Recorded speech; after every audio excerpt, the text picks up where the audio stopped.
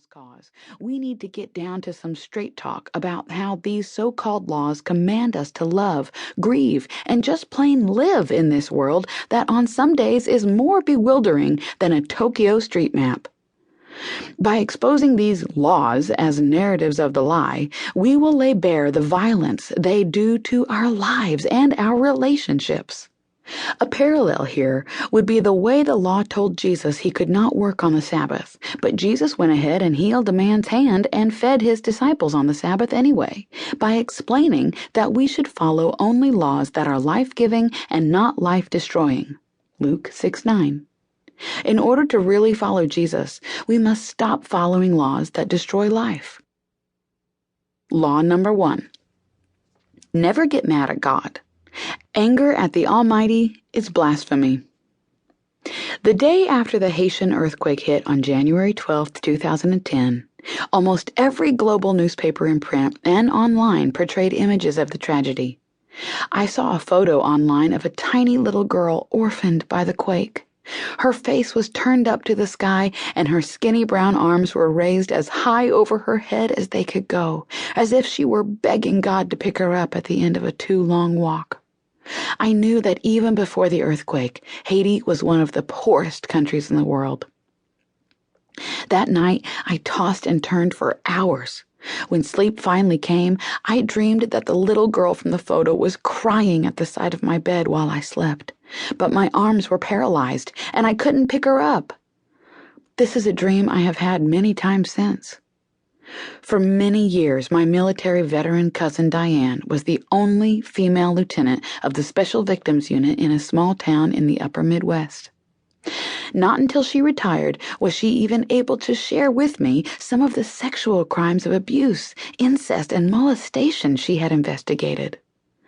One night, with a glass of Merlot in her hand that she sipped like an honesty serum, Diane confessed, "The one that scarred me the most was when a 6-month-old baby was brought in who had been perpetrated on." She went on to raise the question that beats at the heart of this book. Why is it some people are served a sandwich from the day they were born? Listening to Diane that night made me think of the German word the psychologist William James once used to describe human life. Zerrissenheit, a word for which there is no English equivalent, but that is best translated torn to pieces hood.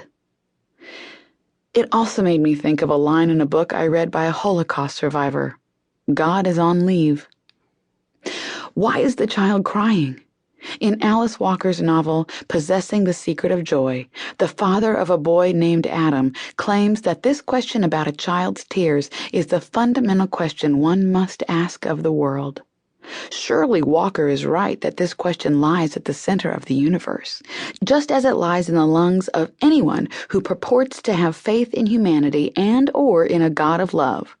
Surely Walker is also right that God, who else could the father of Adam symbolize after all, wants us to confront this hard question head on. If we refuse to ask ourselves and God this tough question, or we refuse to hear the hard and horrible answers, then we build our faith, justice, and hope on a foundation of marshmallow fluff. And I still haven't told you the whole truth. The truth is that each of these stories of children crying made me so mad at God that if I had met God at that particular moment, I would have screamed at the divine's holy hidden face. I even might have spit. Now, don't get me wrong. Of course, these stories made me just as furious with the human race and with myself and the ugly, complicit role I play in the whole mess of injustice. But I'd be lying if I didn't admit they also made me want to roar at God with my mother's response to my disastrous teenage choices. Sweet mother of pearl, what could you possibly be thinking? Even as I type this, I can hear the fear of judgment swirl in my eardrums. I can hear the law whispering in my ear, "Don't tell anyone how you really feel." I can hear like it was yesterday the words my dad always used to forbid us from sharing family secrets. Don't air our dirty laundry. Now that I have confessed this rage at God, what will you think of me? Will you write me off as an untrustworthy Christian thinker? Will you believe that I am a Christian?